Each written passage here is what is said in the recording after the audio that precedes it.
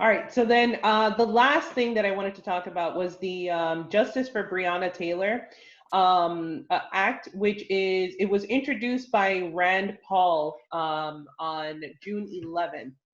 And for whoever doesn't know the story of Breonna Taylor, she was a 26-year-old emergency room technician who was at home after midnight on March 13th when Louisville police entered her apartment unannounced.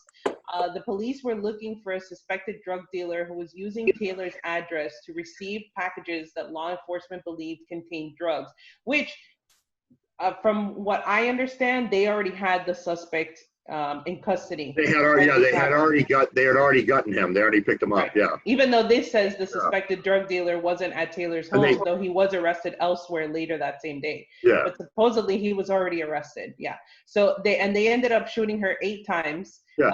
The thing was this. So it's so horrific. They obtained a no-knock warrant, right? So they can just bust down the door and go in. They're plainclothes policemen. Yeah. So how is anyone going to know it's not simply a home invasion? And the police, they've obviously lied about this multiple times. They said, even though they obtained a no-knock warrant, they said they didn't use it. They said they knocked and announced themselves. And other people in the apartments building said, no, we heard nothing like that. We just heard a big crash. So this is a really horrific case.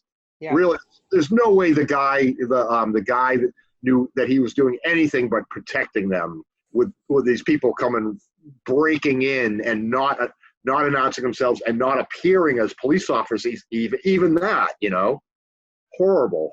Yeah. Yeah.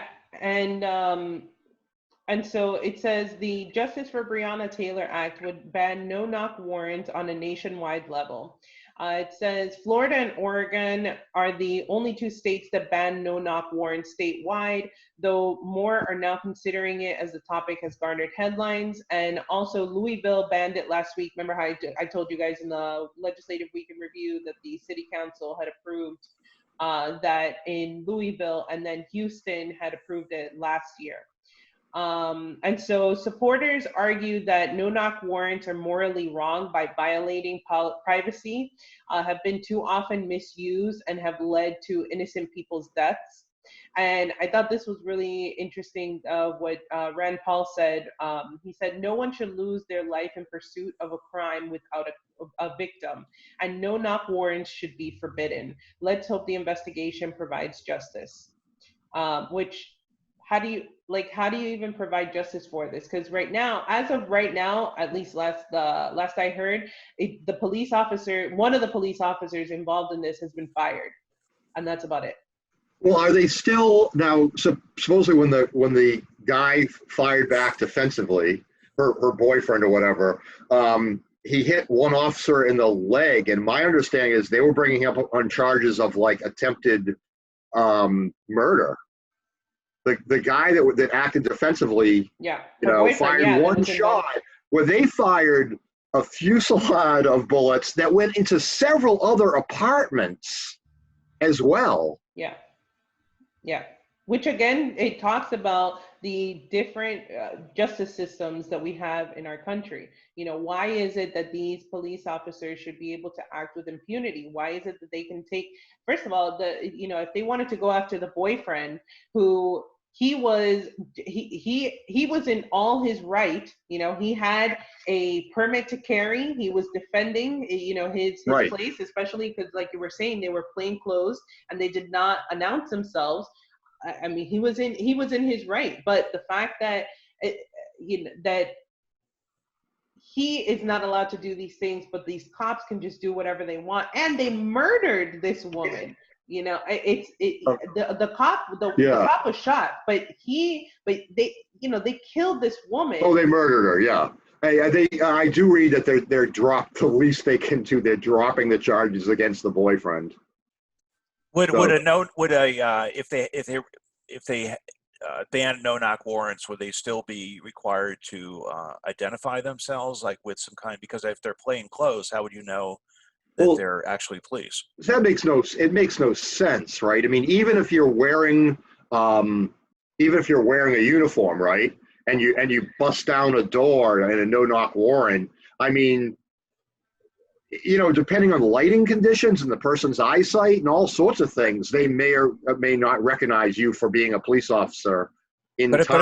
assuming you do have to knock, I mean, would they be required to show some kind of identification or wear a uniform? Because it seems like even if they Yeah. knocked, I mean, anybody could knock on someone's door if you're going to do a home invasion. Let's say you just knock on their door and then you break in after they answer the door. So I mean, how do you know answering the door that it's actually the police? They could say they're the police, but you'd have to have. I mean, I Well, think the issue here is that they're plain clothes as much as the no knock well, warrant. I think it's a whole different ballgame where someone has a minute to process what's happening. There's a possibility that someone's at my door. They say they're police. Probably chances are they are police.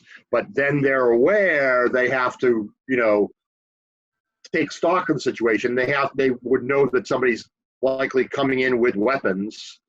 They were going to announce the purpose of their. I think the no knock makes a huge difference because it would mean that you wouldn't know what's coming at you. I mean, I think it's at least, what time of the night did this happen? it was like It happened 12:30. right after midnight. Yeah, 12:30 a.m. Yeah. So let's say you went to bed at 10 o'clock and you had a couple of, glasses of wine or something, and you're just like totally asleep and someone knocks on your door at 12:30. It's going to take you a few minutes to kind of wake up and get your bearings. If you do indeed even hear someone knocking on your door. Right. I know like in our apartment, we have a door in our bedroom, so I wouldn't necessarily hear somebody knocking on the door at 12:30 at night if I were sound asleep. Well, I'm assuming without a no-knock warrant, there would be like not only a knock on the door, an identifying yourself, giving a warning that you must open or we're going to knock the door down kind of thing. That there has to be certain stages that would go through that a no-knock warrant eliminates at least several of those stages that can help to de-escalate violence on both sides. I just imagine the adrenaline rush in some cops when they know they're busting down a door and jumping in, and they don't know what's going to come at them. I mean, Right. it's really for safety on both sides. It's a crazy situation. I mean, I think it's in the right direction, but I still think it's like, to use the overworked phrase, is nibbling at the edges, because it's what you really need is a kind of total, and not I mean, defund the police kind of captures that, but it's really not about defunding the police, but it's about total reform of the approach. Because I mean, I don't know what the details of this case were in terms of, I mean, obviously this woman she was just an innocent person. I don't know what the deal was with her boyfriend or whatever, but the point is it ended up with, a cop getting shot in the leg, and then this innocent woman getting shot multiple times and killed. That's the issue. And I think, yeah, sure, no knock warrants should be banned. That's fine. It's in the right direction, but it's not about police reform, here and there, and tinkering with a system of policing, but it's about real systemic change. And I think like the Boston reform we just talked about, that's something that to me, that's a real, a sea change in terms of how we've dealt with these problems. And this is important, but it's just one thing. Well, I actually see like the media working in our favor right now. They're really looking for all these cases of injustice, and they're bringing them to light. And the sum of all these little changes from all these different cases might essentially mean large police reform that we need, right? So this is a wonderful, very hopeful situation, I think, that we actually have everything working in our favor to cause, helpful changes. Okay. So it's really cool. Definitely, I agree. The one in Boston that Daisy pointed out is really pretty cool, Yeah. So opponents counter that no-knock warrants should be used sparingly and ideally with no loss of life, ideally, but that they could be a valuable element for police departments.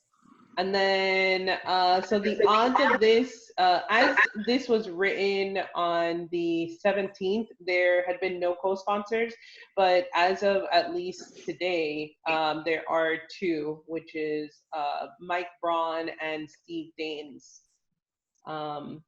So yeah, we shall see where this goes. I think it's like what you guys were saying, that at least that we're having this conversation. Things, it Yeah. needs to start somewhere, right? And I think that that's what a lot of these things, um, it like we already saw that again in Florida and in Oregon, they already have it banned statewide, and then now because of this case, Louisville has banned it, and then the fact that you have Houston, so you have all these different places that, and it needs to start from the bottom, right? It needs to start at a local level. It needs to be something that we bring these up as a conversation, because it's something that people don't think about no knock warrants. That's not something that is on their list of worries, but the fact that we are talking about this now, I think that that's really important, because we do need to be talking about this.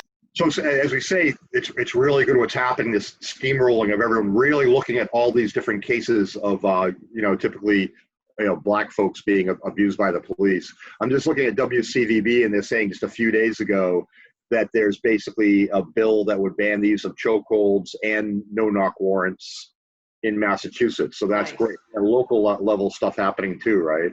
So that's something to really be positive about, It's a domino effect, right? That's what we Yeah. want. Oh, and my local rep, Karen Spilka, looks like she's involved in that, so that's great. Well, there you go. Nice. Yeah. Yeah. All right, guys, we're ready to wrap up. Yes. So I'm gonna. All right. So we'll see you next week, but hang on after I Yeah. Okay. All right. Thanks for watching, everyone. All right. Peace. Bye now. Peace out. All right.